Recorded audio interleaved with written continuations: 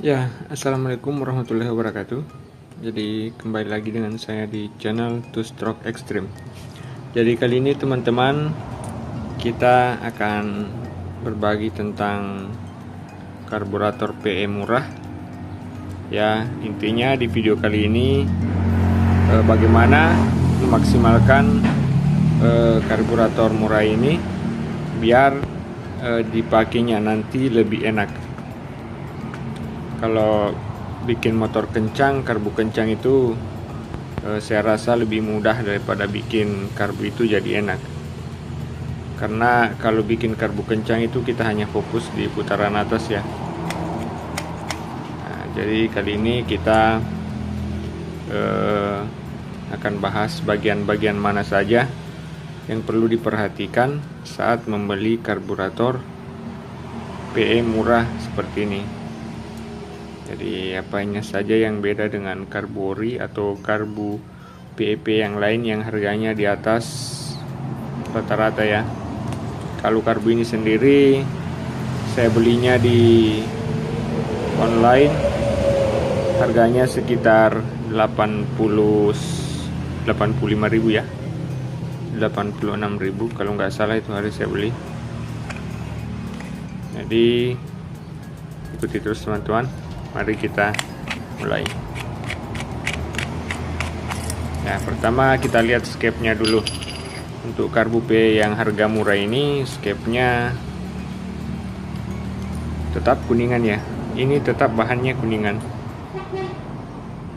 Cuman mungkin lapisan kromnya ini beda dengan karbu-karbu yang agak mahal dikit. Seperti punya saya sebelumnya, Panom. Itu tahan gesekan. Saya pakai berapa bulan belum ada baret-baret atau belum ada cacat di skep ini.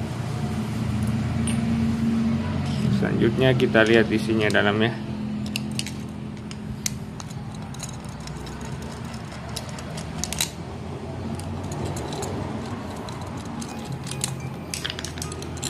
Terus inti dari video ini seperti saya bilang tadi, apa aja yang kita perhatikan kalau beli P murah.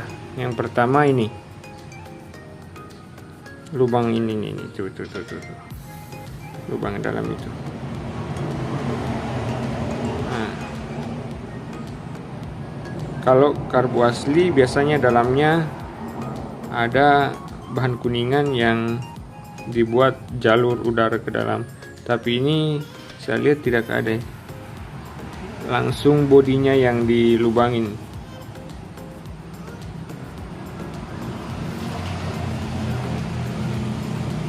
Langsung lubang tuh. Terus yang perlu diperhatikan lagi, ini yang paling penting adalah kombinasi ujung nozzle dengan jarum. Jadi ininya teman-teman, saya keluarin dulu.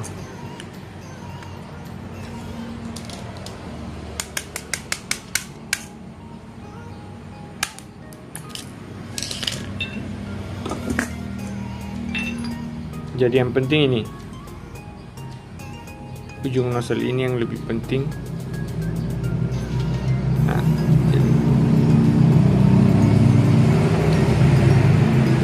kombinasi antara jarum dengan ujung nozzle ini yang menentukan karakter motor.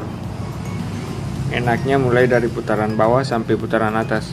Kalau celah antara ujung nozzle ini dengan jarum skep terlalu longgar, setelannya akan basah.